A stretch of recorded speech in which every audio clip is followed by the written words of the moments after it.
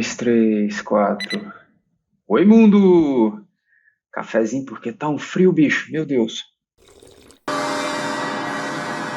Seguinte, a gente já vem de uma longa sequência de vídeos sobre strings e o último foi justamente focado em utilitários, funções e métodos que podem ser muito úteis no dia a dia lidando com strings. Aproveitando essa onda, então eu decidi continuar na mesma vibe e aqui a gente vai fazer um vídeo muito parecido, mas agora focado em números e booleans. Bom, pelo menos essa é a intenção, né? Se o vídeo ficar muito longo, eu posso acabar sendo forçado a ter que dividir em dois também, mas a ideia é fazer um vídeo só contendo duas partes. A primeira parte vai ser focado em utilitários, né, métodos e funções que nos ajudam muito a lidar com números, e a segunda, uma coisa parecida, não só métodos e funções, mas alguns macetinhos, digamos assim, com booleans. Beleza? Faz o cafezão e bora comigo pro vídeo de hoje.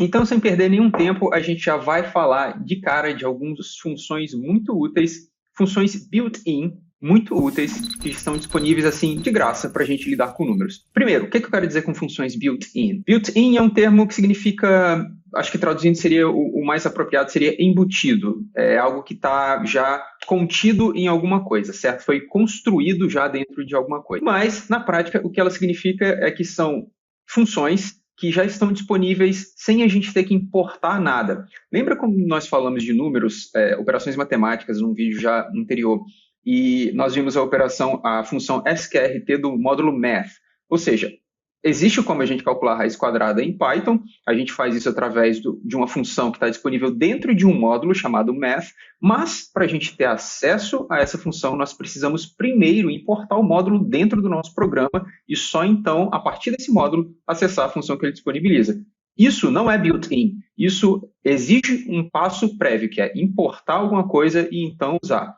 Muito fácil de fazer, muito simples, a gente viu como fazer isso lá atrás, mas não é built-in. Built-in significa, não preciso de fazer nada, está disponível para mim imediatamente, é só chamar. Esse é o caso dessas funções que a gente vai ver aqui nos próximos minutos. Para começar, nós vamos falar da função ABS, ou ABS. A função ABS, ela retorna o valor absoluto de um número, isso é, ela remove o sinal de um número. Se ele é positivo, ele continua sendo representado sem o sinal, portanto a gente pode entendê-lo como ainda continua sendo positivo. E se ele for negativo, esse sinal também é removido e ele é representado sem o sinal, certo? Então eu coloquei três exemplos aqui, um é o 10, um é o menos 10 e um é o menos 3.14, que seria o número π, né? Um arredondamento do número π. Nós vamos ver como que essa função se comporta. Rodando o programa, eu estou... a propósito, eu estou no arquivo utilitários números, tá? Deixa eu até fechar esses outros aqui, para não confundir a cabeça de ninguém no momento. Então, vamos rodar este programa aqui e ver o resultado. A gente vê que o 10 continua sendo 10, o menos 10 passa a ser 10 e o menos 3.14 passa a ser 3.14. O que isso quer dizer? Não importa se o número é um inteiro ou se é um ponto flutuante, na verdade, poderia até ser um número complexo. Sim, o Python permite também trabalhar com números complexos. Lembra daquele raiz quadrada de menos 1 ou menos i que a gente viu lá no ensino médio? Ou, sei lá, se você fez uma faculdade de engenharia de matemática, com certeza você viu bastante isso também. Isso também é possível representar e trabalhar com dentro do Python. Mas aqui nessa playlist de Python iniciante, a gente está passando bem longe disso. Não é uma complexidade que a gente precisa de se preocupar aqui. Graças a Deus. Então, basicamente é isso, muito simples, muito fácil, não quero perder nenhum tempo aqui, a gente já vai para a próxima, que é a função min. A função min, por sua vez, ela retorna o menor valor que é passado para ela, o menor valor numérico. Esses valores numéricos, esses objetos do tipo número, podem ser tanto inteiros quanto ponto flutuante, como você vê aqui, eu estou primeiro criando uma variável chamada menor número, e ela vai fazer referência ao resultado retornado pela função min. E a função min, eu estou passando todos esses caras aqui como parâmetros. Aqui tem número inteiro positivo, aqui tem número inteiro negativo, aqui tem número ponto flutuante, tá? Aqui poderia ter número ponto flutuante negativo também, por exemplo, ponto menos 1,5 aqui, não importa. Podem ser de qualquer tipo, desde que sejam números. Ela aceita uma quantidade indeterminada de parâmetros. Só uma observação também, vamos só observar aqui a nomenclatura, eu estou me referindo a funções. Por quê? Porque são coisas que a gente pode chamar sem estar associado a um objeto. Então, repare que antes do min aqui não tem, por exemplo, algum número ponto min. Não é isso. Não é assim que essa função trabalha, né? Ela recebe parâmetros, Os parâmetros são objetos dos tipos numéricos, seja float ou seja int, poderia ser também de outros tipos, porque o Python tem outros tipos numéricos também, que a gente não viu aqui porque não vem ao caso, mas existem, mas são funções, não são métodos, ok? Então, só reforçando esse conceito aí que já foi também falado num vídeo anterior. Mas beleza, então a gente criou uma variável chamada menor número e a ela estamos atribuindo o valor que vai ser retornado pela função min, recebendo todos esses números aqui como parâmetros. E depois a gente printa usando fstrings, algo que também já vimos aí em aulas anteriores. Vamos rodar o programa. Aliás, antes de rodar, deixa eu comentar a parte de cima aqui. E agora sim, rodar o programa. E o menor número informado é menos 1,5, que, coincidentemente, é o cara que eu inseri aqui. Bom, é claro que é, porque de todos esses números aqui, o menor é um número, vai ser um número, o maior número negativo, digamos assim, né? Eu tenho aqui menos 1, se não tivesse esse 1,5 seria ele, como eu coloquei esse 1,5 passa a ser ele, certo? Se eu tirar esse 1,5 daqui, quem vai ser? Vai ser o menos 1, obviamente, ok? Então, muito simples também, a função retorna o menor entre todos os valores numéricos passados para ela. Analogamente à função min, existe a função max, que é exatamente o oposto, né? Dispensa explicações. Deixa eu comentar aqui em cima e rodar o programa novamente e a gente vai ver que agora, olha o bugzinho, não era menor, né? Aqui é o maior número informado, é o maior dos números que foi informado aqui e certamente vai ser o 23.4, tá lá o output, beleza? Min, mínimo, max, máximo, moleza. Indo para a próxima. Aqui a gente vai olhar para a função round. A função round, ela arredonda um número para o inteiro mais próximo a ele. O que isso quer dizer? Bom, eu quero primeiro focar nesses exemplos aqui, executar o programa e a gente vai ver o que está acontecendo. Primeiro, ela pode receber um ou dois parâmetros. Todas essas 4 primeiras linhas aqui mostram qual que é a execução da função round, recebendo apenas um parâmetro. Repare que quando a gente passa 10, qual que é o número inteiro mais perto de 10? Ora, é 10, certo? Não existe dúvida com relação a isso. Portanto, o resultado é 10. Quando a gente passa 10.4, qual é o número inteiro mais próximo de 10.4? Continua sendo 10, porque o outro número inteiro seria 11, mas 11 está 0.6 décimos distante de 10.4, enquanto que o 10 está apenas 0.4 distante de 10.4. Portanto, ela vai arredondar para baixo nesse caso, vai arredondar para 10. E quando você joga para 10,5, aí tem um empate, porque está a ponto 4 tanto do de cima quanto a ponto 4 tanto do de baixo, certo? E aí, para onde que ela vai? Nesse caso, o comportamento padrão da função round, o comportamento da função round é arredondar para baixo, ok? Então, em caso de empate, quando está no ponto 5, né, na mesma distância entre dois números inteiros, ela vai jogar para baixo, nunca para cima. Mas, se eu for para ponto 6, aí sim ela vem para 11, porque agora eu estou mais perto de 11 do que de 10, e aí não é uma questão de empate mais. E aqui a gente vê qual é o comportamento da função quando ela recebe 2 parâmetros. Quando ela recebe 2, a ideia é ainda continuar arredondando para o número mais próximo, só que agora não é mais um número inteiro mais próximo, ok? Ela vai arredondar as casas decimais para a quantidade de casas que você passa aqui no segundo parâmetro, beleza? Então, por que eu passei .356? Como que ela retorna apenas 2 números aqui? Ela vai tentar arredondar esses decimais aqui para o decimal mais próximo. O decimal mais próximo passa a ser 36, então ponto 36, né? Por isso que o resultado aqui é 10.36. Deu para pegar isso? Com um número só, ela joga para o inteiro mais próximo. Com 2 números, ela vai tentar jogar para o decimal, arredondar para essa quantidade de casas decimais, porém, arredondando para o ponto decimal, que faz mais sentido por estar mais próximo desse número com todas essas casas decimais aqui. Beleza? Tem que pensar um pouquinho, mas nada muito difícil também. A gente vai ver agora a mesma coisa, qual é o comportamento da função round quando a gente usa o número π.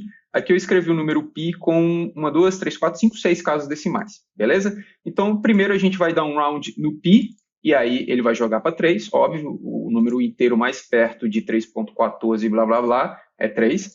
Se a gente faz o π com 2 casas decimais, é 3.14, porque 3.14 e 1, 5, bom, o ponto 14 está mais perto do que o ponto 15 nesse caso. Se a gente faz com 3 casas decimais, para onde que ele vai? 142, porque ponto 1415 está bem mais perto de ponto 142 do que de ponto 140. beleza? E ponto 4 vai para 1.1416, pelas mesmas razões já explicadas aqui. Então, tem só que prestar atenção nessa diferenciação da função round quando ela recebe apenas um parâmetro, quando ela recebe 2 parâmetros. Bom, funções built-in para números não são tantas assim, então, na verdade, as que eu considero mais relevantes para tocar no assunto aqui são essas, seriam as funções, então, ABS, min, max e round, e não tem nenhuma outra que eu gostaria de citar com relação de funções built-in com relação a números. Então, a gente vai dar uma olhada agora em funções que não são built-in, ou seja, funções que exigem que a gente importe alguma coisa para usá-las, beleza? E a gente vai voltar para o nosso velho conhecido, o módulo math. E para começar a falar do módulo math, eu quero já citar uma curiosidade. A gente estava usando o número pi agora mesmo ali, que eu defini manualmente como 3.1415 não sei o que lá, mas o módulo math já disponibiliza o número pi com quantas casas decimais? Com 15 casas decimais para a gente, já está lá dentro. Então, primeiro passo, import math. Sempre que a gente quiser usar qualquer coisa dentro do módulo math, a gente precisa, obviamente, importá-lo dentro do nosso programa, beleza? Feito isso, como que a gente pode encontrar o número pi lá dentro? Bom, os programadores Python definiram uma constante lá dentro chamada pi, pi, que define esse número pi com 15 casas decimais. No entanto, eles fizeram isso com letra minúscula, e eu já comentei aqui que é uma convenção dentro de Python, sempre que a gente quiser definir uma constante, fazê-lo usando apenas letras maiúsculas. Então, por que os caras decidiram não seguir a convenção e definir como letra minúscula? Não sei. Eu também não sei. Sugiro que você vá lá, descubra e volte aqui nesse vídeo e comente aqui embaixo para me informar. Mas, sinceramente, eu não sei por quê. Talvez isso aqui foi definido há muito tempo atrás, na época que essa convenção ainda não estava estabelecida dentro da comunidade Python. Vai saber. O fato é que ela está lá e ela é definida como PI minúsculos, beleza? Então aqui só para a gente imprimir e ver esse número aqui na nossa tela, tá lá. O número pi definido dentro do módulo math é esse cara aqui gigantesco, beleza? Tá aí uma facilidade que o Python te oferece, o número pi já com 15 casas decimais para você brincar à vontade. Feito isso, a gente vai ver agora a função ceil. Eu acho que é assim que se pronuncia. Ela significa teto. Basicamente, ela é a mesma ideia da função round, porém tentando arredondar sempre para cima. Vamos ver como é que isso funciona? Então aqui eu estou chamando a função ceil, que está dentro do módulo math, então é math.ceil, e aí eu passo um parâmetro. Tipicamente esse parâmetro vai ser um ponto flutuante, porque se a gente está falando de arredondamento, bom, é isso que a gente quer. Mas, assim como na função round, é claro que você pode passar um número inteiro, sem nenhum ponto flutuante. E aí a gente vai ver como que isso vai se comportar. Dando play, qual que é o número inteiro mais perto, porém maior que 1.0001? É o 2, certo? Portanto, o resultado aqui é 2. Mesma lógica para 1.1, mesma lógica para 1.2, mesma lógica para 1.9, né? Só dei aqui vários exemplos diferentes para você ver que eles se comportam da mesma maneira. Passou de 1, o arredondamento oferecido pela função ceil vai ser jogar para cima para o inteiro mais próximo, e, portanto, sempre vai ser 2. No entanto, se você joga 1, qual que é o inteiro mais perto de 1? É 1 mesmo, e aí o resultado é 1.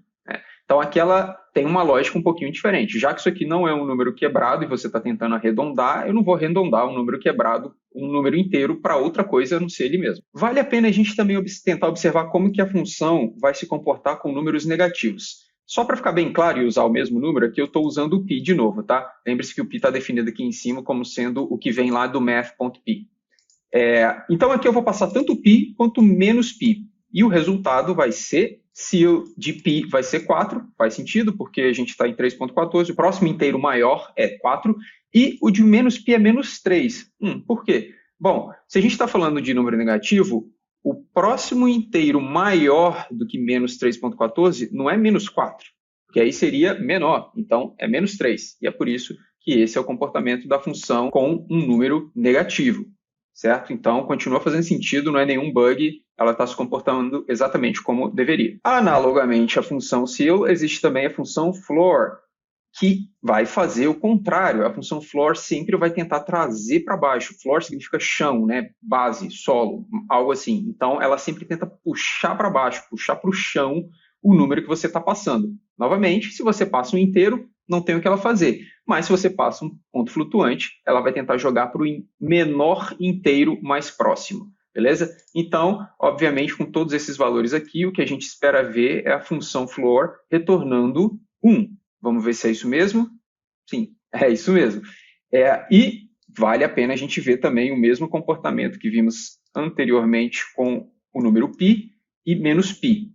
Qual que é o comportamento? Quando eu estou falando de π, né, o positivo, a função floor vai jogar para 3. E quando eu estou falando de π negativo, qual que é o menor logo depois de menos 3? Menos 4. Simplão, né? Mas muito útil. Repare que a diferença entre o math, ceil e floor é que você pode escolher exatamente para onde o seu número vai, enquanto que a função round, que é uma função built-in, você meio que não escolhe, ela tem o comportamento dela. Então, se você está trabalhando com um número quebrado e você tem certeza que você sempre quer jogar ele para baixo, vai na função floor. Se você tem certeza que você sempre quer jogar ele para cima, vai na função ceil. Mas se você quer que a matemática resolva para um número mais perto, então aí você pode usar a função round. É importante entender a distinção dessas três, mas não é nada de outro mundo, né? Deixa eu comentar essa parte aqui agora, porque já vimos, e vamos dar uma olhada para mais uma função dentro do módulo math, que é a função trunc. Essa é uma função mais força bruta. Ela faz algo diferente, ela vai truncar o número. Truncar, nesse caso, significa remover a parte fracionada do número. Então, como que essa função se comporta com o número π, por exemplo? Vamos rodar o programa e ver que, com o número π, ela joga para 3, quando ele é positivo, e para menos 3, quando ele é negativo. Por quê? Ela não vai fazer arredondamento para lado nenhum. Ela não quer saber de arredondamento. Ela não quer saber qual que é o número inteiro mais próximo, para cima ou para baixo. A única coisa que ela quer saber é arrancar a parte fracionada e retornar o número inteiro. Se a gente parar para pensar bem, na verdade, isso é o que a ceil faz com números negativos e o que a floor faz com números positivos. Então, é como se ela estivesse usando essas funções por trás dos panos. Mas a consideração aqui não é com qual é o número inteiro que está mais perto ou mais longe. É simplesmente remover a parte fracionada e devolver a parte inteira do número que você passou. Simplíssimo, né? Essa primeira parte focada em utilitários para números, ela meio que ia acabar por aqui, mas eu lembrei que existe um outro módulo que é muito útil também, e eu já me peguei usando esse módulo algumas vezes para aplicações um pouco estranhas, né? Muitas delas, assim, aplicações de projetinhos pessoais meus, brincadeiras pessoais minhas, que é o módulo random, significa aleatório. É para isso mesmo que ele serve, para trabalhar gerando, né, números aleatórios, números randômicos. Na verdade, o que o Python faz é gerar números pseudo-randomizados, mas que é bom o suficiente para o caso em que você precisa gerar números aleatoriamente, sem você ter que escolher qual é o número que tem que ser gerado. Parece meio absurdo, mas se você examinar algumas aplicações, isso faz muito sentido. Por exemplo, se você estiver querendo escrever um código que ele tenta simular o comportamento de um dado de 6 lados. O que você precisa fazer? O que acontece quando você joga um dado? Você não sabe qual é o lado que vai sair. Você não sabe qual é a face do dado que vai ficar voltada para cima. Isso é claramente um fenômeno de randomização de números, né? Você tem 6 possibilidades, você aciona aquela ação sem saber o que vai sair daquilo ali. Essa é tipicamente uma das aplicações que você poderia usar o módulo random. E a gente vai ver aqui apenas 2. Uma é gerar números aleatórios inteiros e gerar números aleatórios de ponto flutuante, fracionados. Vamos ver como é que a gente faz isso. Beleza, então para começar, é absolutamente necessário importar o módulo random. Deixa eu também comentar aqui em cima essa parte porque já não nos interessa mais. E se eu quero gerar um número aleatório inteiro, existe a função rand, dentro do módulo random, o randint. E eu preciso de passar 2 parâmetros. O parâmetro menor significa qual é o mínimo número que ele pode gerar, e o segundo parâmetro é qual é o máximo número que ele pode gerar, beleza? Então aqui eu vou colocar 1 e 10. Ok, e eu quero armazenar isso numa variável chamada aleatório inteiro. Ok, e aí a gente vai imprimir essa variável, claro, porque senão a gente não vê o que aconteceu dentro dela aqui, e executar o código, e a gente vê que ele gerou o número 3. Se eu rodar de novo, agora foi o 8. De novo, o 8 de novo, coincidentemente. De novo, o 4, 5, 8, 10, 1, certo? Então, assim você pode gerar um comportamento aleatório de números entre 1 e 10. E para gerar um aleatório decimal, eu vou criar aqui agora um aleatório decim e vou usar a função random uniform, que também vai receber 2 parâmetros, me desculpe, sendo o primeiro o menor valor que pode ser gerado dentro desse range de números aleatórios decimais, e o o outro o maior. Se eu executar esse código, primeiro, claro, eu tenho que imprimir. Veja lá que o que foi gerado é o 9.84. Tá? Se eu executar de novo, 8 ponto não sei quantos e por aí vai. E você vê que ele coloca aqui várias casas decimais. Mas eu não quero com tantas casas decimais assim. Será que eu não posso reduzir isso? Claro que pode. A gente não viu hoje aqui a função round. A gente pode chamar round passando essa execução aqui, que é para me retornar um número aleatório de casas decimais, com casas decimais, ou seja, um número de ponto flutuante, e eu só quero 3 casas decimais nele. Ótimo. Se eu executar, eu vejo agora o meu resultado sendo 9.036. De novo, sempre vai ser um número diferente que você, como programador, não tem capacidade de influenciar em qual é esse resultado. Pera aí, mundinho! Seguinte, o vídeo está ficando muito grande. Infelizmente, mais uma vez eu subestimei a minha capacidade de falar pra caramba. Mas o assunto é meio extenso mesmo. Então, para não ficar com um vídeo muito gigante e desagradável novamente, mais uma vez eu vou parar o vídeo por aqui. A gente fica com esse vídeo falando apenas de utilitários para números, ok? E na semana que vem a gente continua com um vídeo um pouquinho menor, um pouquinho mais compacto, que vai focar em utilitários e macetes para booleans. Beleza? Não deixa de se inscrever no canal, não deixa de curtir, comentar aqui embaixo, interagir comigo e compartilhar com aquela galera que quer ser pythônica igual você. Obrigado, valeu e tchau!